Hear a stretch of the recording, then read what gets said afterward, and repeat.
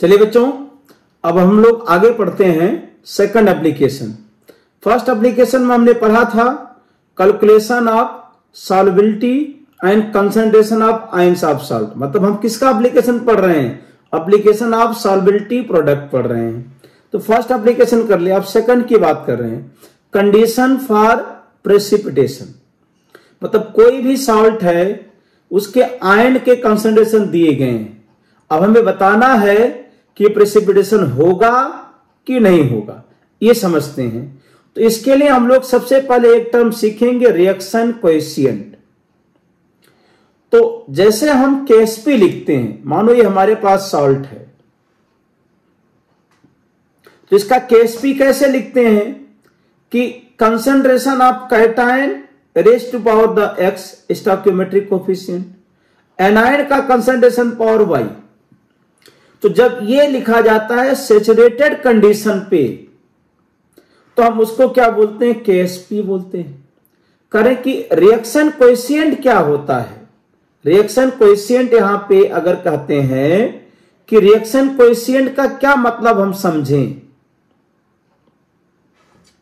Reaction coefficient, तो सबसे simple point इसका परिभाषा जो है कि expression like solubility product for ions of salt at any concentration of ions of salt is known as reaction coefficient. अरे भाई, किसी भी सॉल्ट का केएसपी लिखना हमें आता है, किसी भी सॉल्ट का केएसपी लिखना आता है। केएसपी के डिफिनेशन में क्या लगाते हैं कि सैचुरेटेड कंडीशन पर expression like KC for ions of salt. अरे सुनो भाई, expression like KC for ions of salt at saturated condition अगर है तो केएसपी, कोई भी कंडीशन अगर है तो उसका नाम क्या हो जाएगा? क्यूएसपी। मतलब सिंपल सी बात, आप इतना सुनो कि जैसे केएसपी लिखा जाता है उसी तरीके से क्यूएसपी लिखा जाता है। उसको बोलते हैं reaction coefficient eight any concentration पे होगा। बस अगर यही क्या लगा देंगे, एट सैचुरेटेड कंडीशन लिख देंगे, तो ये केएसपी हो जाएगा।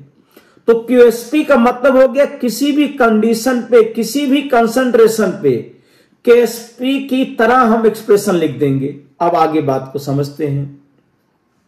तो तीन पॉसिबिलिटी हो सकती है। क्यूएसपी एक जनरल टर्म है, किसी भी कंसंट्रेशन पे है। तो अगर क्यूएसपी का वैल्यू केएसपी से कम है तो हम कहेंगे सॉल्यूशन कैसा है? अनसैचुरेटेड सॉल्यूशन है। अगर क्यूएसपी का वैल्यू केएसपी से कम है तो अनसैचुरेटेड सॉल्यूशन है और यहां पर प्रेसिपिटेशन नहीं होगा। अगर करें कि क्यूएसपी केएसपी के बराबर है, अगर क्यूएसपी केएसपी के बराबर है तो हम कहेंगे ये सॉल्यूशन क्या है? सैचुरेटेड सॉल्यूशन है। तो सैचुरेटेड कंडीशन पे क्यूएसपी केएसपी के बराबर हो जाएगा और यहां भी प्रेसिपिटेशन नहीं होगा।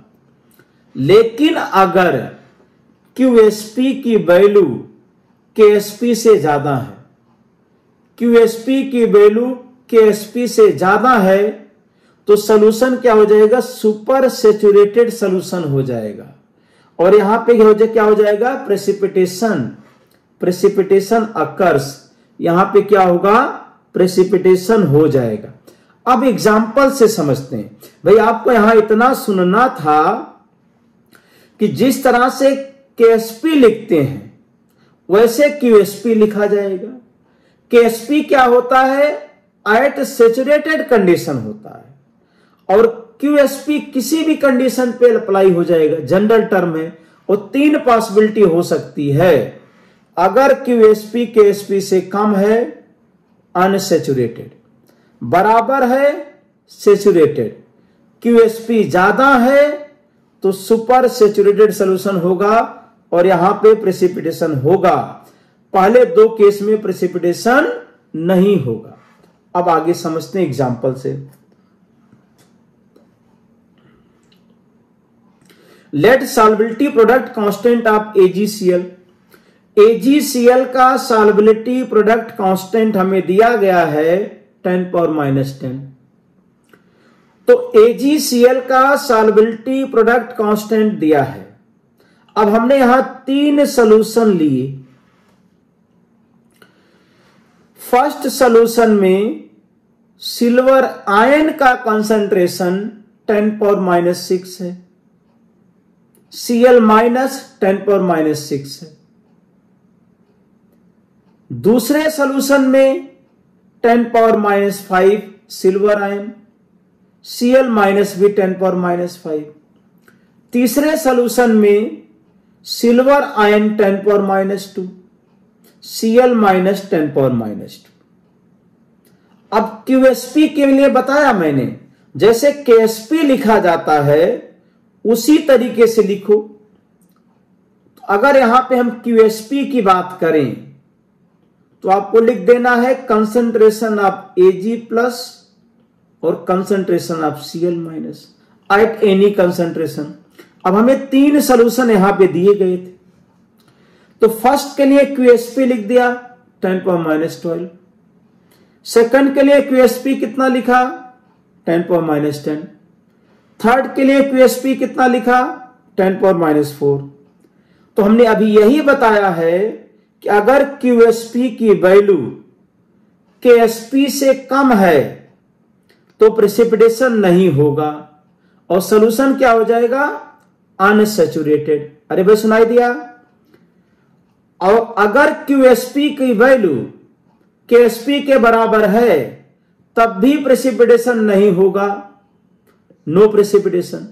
लेकिन अगर QSP की वैल्यू KSP से ज्यादा है तो KSP कितना है 10⁻10, QSP 10⁻4। मतलब ये सॉल्यूशन कैसा है, सुपर सैचुरेटेड सॉल्यूशन है और यहां पे प्रेसिपिटेशन हो जाएगा। अरे भाई QSP का मीनिंग समझ में आ गया कैसे लिखा। ठीक है, आगे बढ़ते हैं। रिएक्शन कोएफिशिएंट फॉर AgCl ये लिखा मैंने, बता दिया इसको। अब एग्जांपल से आते हैं इसमें। तो प्रेसिपिटेशन कब होगा ये कंडीशन हमने देख दिया, QSP को हमने समझाया। अब न्यूमेरिकल से समझने की कोशिश करते हैं। अगर थ्योरी से ज्यादा नहीं क्लियर हुआ है तो न्यूमेरिकल से हम समझ लेंगे कि यहां पे प्रेसिपिटेशन कब होगा। अब एक क्वेश्चन हमने यहां पे लिखा है, पढ़िए आप सभी लोग। Solid barium nitrate is gradually dissolve in 10⁻4 molar sodium carbonate solution at which concentration of barium ion precipitate of barium carbonate begins to form। मतलब कह रहे हैं कि मिनिमम बेरियम आयन का कंसंट्रेशन कितना हो जाए कि प्रेसिपिटेशन स्टार्ट हो जाए, किसका, बेरियम कार्बोनेट का। अब इंफॉर्मेशन यहां दिया गया है, बेरियम कार्बोनेट का KSP दिया है और 4 ऑप्शन दिए गए हैं इसमें। तो सबसे पहले यहां पे देखिए सोडियम कार्बोनेट का कंसंट्रेशन दिया है, तो जो सोडियम कार्बोनेट का कंसंट्रेशन होगा वही क्या होगा, कार्बोनेट आयन का हो जाएगा। तो सॉल्यूशन में कार्बोनेट आयन कितना है 10⁻4। तो बेरियम कार्बोनेट, अच्छा अब बेरियम नाइट्रेट का जो कंसंट्रेशन होगा वही बेरियम आयन का भी हो जाएगा। तो for the precipitation of barium carbonate to begins, मतलब बेरियम कार्बोनेट का प्रेसिपिटेशन स्टार्ट हो जाए, इसके लिए QSP का मान KSP के बराबर या इससे ज्यादा होना चाहिए। जब इसके बराबर होगा उससे थोड़ा सा ज्यादा डालोगे प्रेसिपिटेशन स्टार्ट हो जाएगा। अब देखो बेरियम आयन कार्बोनेट आयन का कंसंट्रेशन KSP के से ग्रेटर देन होना चाहिए तभी प्रेसिपिटेशन होगा। तो बेरियम आयन का कंसंट्रेशन हमें पता करना है। कार्बोनेट आयन 10⁻4 दिया है, KSP 5.1 10⁻9 है, ये वैल्यू पुट कर दिया दोनों। अब बेरियम आयन का कंसंट्रेशन यहां पे कितना आ गया 5.1 10⁻5, मतलब बेरियम आयन का मिनिमम कंसंट्रेशन कितना होना चाहिए? 5.1 10⁻⁵। इसके बाद अगर एक भी आयन आप बढ़ाओगे तो क्या होगा? प्रेसिपिटेट कर जाएगा यहां पे। तो ये फर्स्ट पॉइंट यहां पे आ गया। सेकंड एग्जांपल देखिए। एग्जांपल से हम समझते हैं कंडीशन फॉर प्रेसिपिटेशन।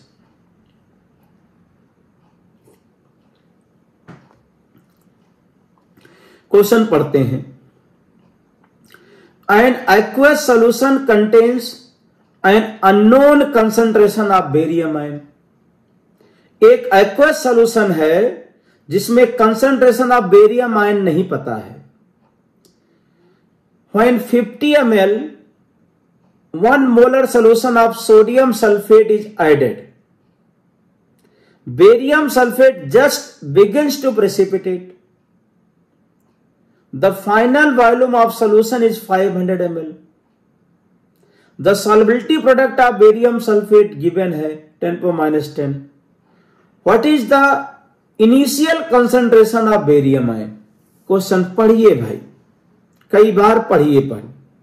ऑप्शन तो दिया है लेकिन क्वेश्चन को पढ़िए पहले, फिर इसको हम लोग समझते हैं, सॉल्व करते हैं कि क्या कहना चाह रहे हैं।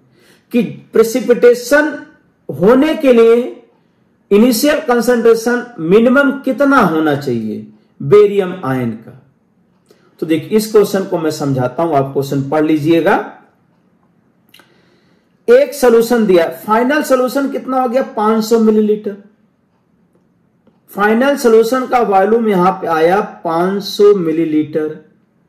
और इनिशियल सोल्यूशन में हम क्या ऐड किए हैं? 50 ml ऐड किए। इसका मतलब इनिशियल सोल्यूशन का वॉल्यूम कितना हो जाएगा? 450 मिलीलीटर हो जाएगा। इनिशियल सोल्यूशन का जो वॉल्यूम है 450 मिलीलीटर है। बेरियम आयन कंसंट्रेशन है इसके अंदर, बेरियम सल्फेट नहीं है, इसको हटाते हैं। यहां पे बेरियम आयन का कंसंट्रेशन है, इनिशियल वॉल्यूम 450 मिलीलीटर है। इसमें 1 मोलर सोडियम सल्फेट डिजॉल्व किया। अब बेरियम सल्फेट प्रेसिपिटेट करेगा कि नहीं करेगा ये पता करना है हम लोगों को। मतलब जस्ट स्टार्ट हो प्रेसिपिटेशन, उसके लिए बेरियम आयन का कंसंट्रेशन हमें चाहिए। तो देखो initial concentration of barium ion, initial concentration of barium ion C1 मान लिया यहां पे।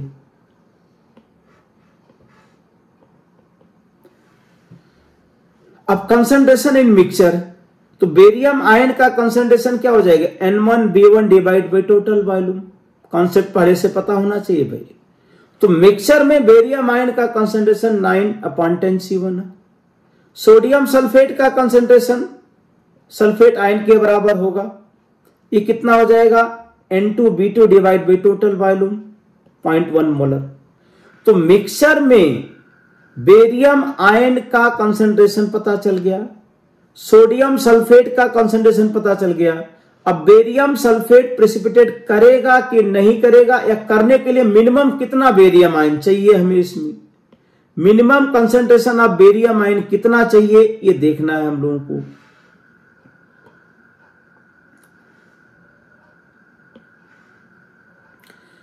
तो बेरियम आयन का कंसंट्रेशन इनटू सल्फेट आयन का कंसंट्रेशन KSP के बराबर या इससे ज्यादा होना चाहिए। तो सल्फेट आयन कितना? 0.1, बेरियम आयन 9 C1/10। सॉल्व किया तो 1.11 10⁻⁹ molar.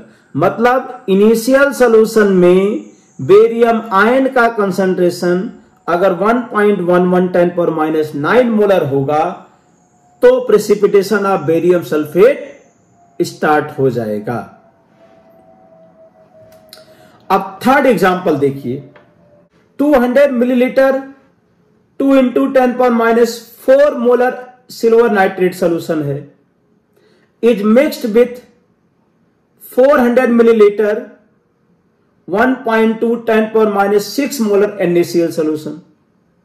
The precipitation of AgCl will occur if KSP of AgCl दिया गया है। आपको यह बताना कि ये दोनों को मिक्स किया तो क्या प्रेसिपिटेशन ऑफ AgCl होगा कि नहीं होगा इसमें? तो ऐसे क्वेश्चन को कैसे सॉल्व करेंगे? देखिए, पहला सॉल्यूशन हमें दिया गया सिल्वर नाइट्रेट 200 मिलीलीटर 2 × 10⁻⁴ मोलर। दूसरा है NaCl सॉल्यूशन 400 मिलीलीटर 1.2 10⁻⁶ मोलर। इन दोनों को मिक्स कर दिया। अब हम मिक्सचर में क्या करेंगे? Ag+ का कंसंट्रेशन पता करेंगे, Cl- का पता करेंगे और फिर पता करेंगे कि प्रेसिपिटेशन होगा कि नहीं। अब देखो यहां तो कंसंट्रेशंस इन मिक्सचर, जो AgNO3 का कंसंट्रेशन होगा वही Ag+ का होगा, N1B1 divide by B1 plus B2, तो 2/3 10⁻⁴ आ गया। जो NaCl का कंसंट्रेशन मिक्सचर में होगा वही Cl- का होगा, तो N2B2 divide by B1 plus B2 8 × 10⁻⁷ molar आ गया। अब इसका QSP निकालेंगे। QSP 2/3 × 8 10⁻⁴ 10⁻⁷। सॉल्व किया तो 5.33 10⁻11 आ गया। तो QSP क्या रहा? KSP से कम आ गया, तो नो प्रेसिपिटेशन, मतलब यहां पे प्रेसिपिटेशन नहीं होगा। क्वेश्चन समझ में आया भाई? क्या कि दो सॉल्यूशन हमने मिक्स किया था, ये पूछ रहे हैं AgCl प्रेसिपिटेट होगा कि नहीं।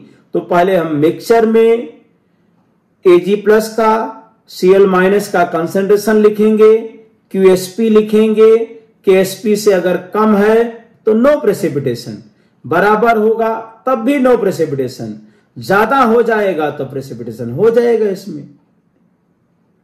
इसी तरीके से एक क्वेश्चन भी आप करेंगे, मैंने डिस्प्ले कर दिया, आप खुद पढ़ना, सॉल्व करना, इसको सॉल्यूशन भी लिखा गया। अब एक क्वेश्चन और मैं यहां पर डिस्कस कर दे रहा हूं। A solution containing 0.01 molar zinc ion and 0.01 molar cupric ion is saturated by passing H2S gas. H2S gas pass करके इसको सैचुरेट किया गया और सल्फाइड आयन कंसंट्रेशन कितना आ गया? 8.1 10⁻21। तो solution containing zinc ion 0.01, cupric ion 0.01 और H2S पास करने के बाद सल्फाइड आयन 8.1 10⁻21।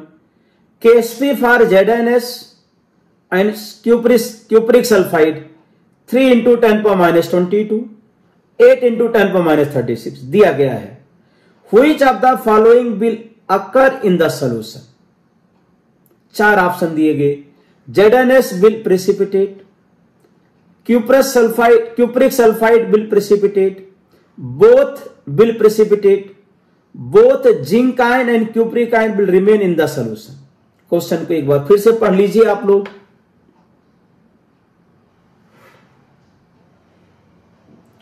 क्वेश्चन में ये कह रहे हैं हमारे पास कि एक सॉल्यूशन है,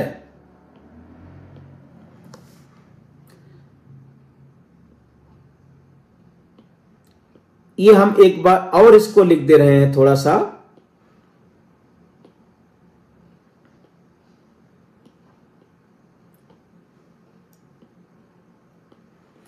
ये करें कि एक हमारे पास ये सॉल्यूशन दिया गया है, सॉल्यूशन के अंदर जिंक आयन का concentration equal to cupric ion का कंसंट्रेशन 10⁻² मोलर है और सल्फाइड आयन का कंसंट्रेशन 8.1 10⁻21 मोलर है। ये तीनों चीजें आपको दी गई हैं। अब ये कह रहे हैं कि और KSP दिया गया है, KSP दिया गया है, ZnS का भी KSP दिया है और क्यूप्रिक सल्फाइड का भी KSP दिया गया है। तो देखिए भाई, इसका KSP आपको दिया गया है, ZnS का दिया है 3 × 10⁻22 और क्यूप्रिक सल्फाइड का KSP दिया है 8 इंटू 10⁻36 ये आपको दिया गया इसमें। अब कह रहे हैं कि इसमें कौन सा सॉल्ट प्रेसिपिटेट करेगा, कौन सा नहीं करेगा। तो सबसे पहले क्या निकालेंगे आप, QSP निकालेंगे। ZnS का QSP और क्यूप्रिक सल्फाइड दोनों का QSP सेम होगा, क्योंकि zinc ion cupric ion same है, सल्फाइड आयन दोनों सेम है। तो ZnS का QSP निकाल दिया, क्यूप्रिक सल्फाइड का QSP निकाल दिया, 8 इंटू 10⁻23, 8 इंटू 10⁻23।